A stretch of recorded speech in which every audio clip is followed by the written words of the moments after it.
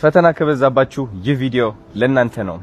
ስሙኝ፣ በረከታችሁ ሲቃረብ ሁሌም ፈተና ይበዛል። ሁሌም ስሜታችሁ ከፍ ዝቅ ነው የሚለው። ታዝናላችሁ፣ ታለቅሳላችሁ፣ ተስፋ ትቆርጣላችሁ፣ ህይወት ያስጠላችኋል፣ መንቀሳቀስ ያስጠላችኋል፣ አልጋችሁ ላይ ሆናችሁ መዋል ትፈልጋላችሁ። ግን ደግሞ ይህ የበረከት መንገድ ተብሎ ይጠራል። በረከታችሁ ተቃርቦ ስለሆነ አሁን በፈተና እያለፋችሁ ነው። አንድ ጥያቄ የምጠይቃችሁ እናንተን ተስፋ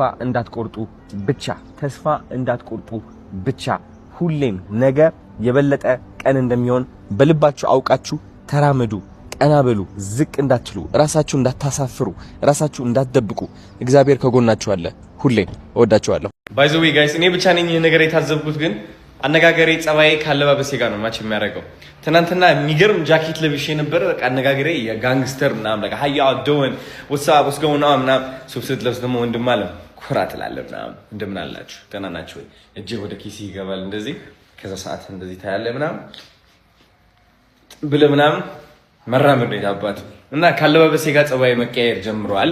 ምን አይነት ልብስ እንድለብስ ትፈልጋላችሁ እናንተ? ልቀያየረው በየቀኑ ሜቢ በቀን ጠዋት ሱፍ፣ ማታ ከዛ ጃኬት፣ የተለያየ አዶናይ እንድታገኙ ማለት ነው። ሰላም ጤና ይስጥልኝ፣ እንደምን አደራችሁ?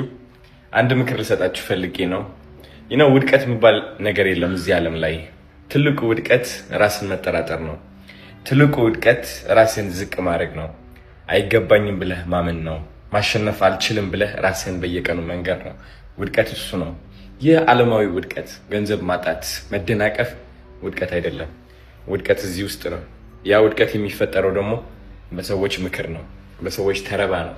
ሰዎች ዝቅ አድርገው ትሪት ስላደረጉን ራሳችንም ዝቅ እናደርጋለን። ጋይስ፣ ዓለማዊ ነገር እንዳያወድቃችሁ፣ ውድቀታችሁ ከዚህ እንዳይመነጭ ግን ፍሩ።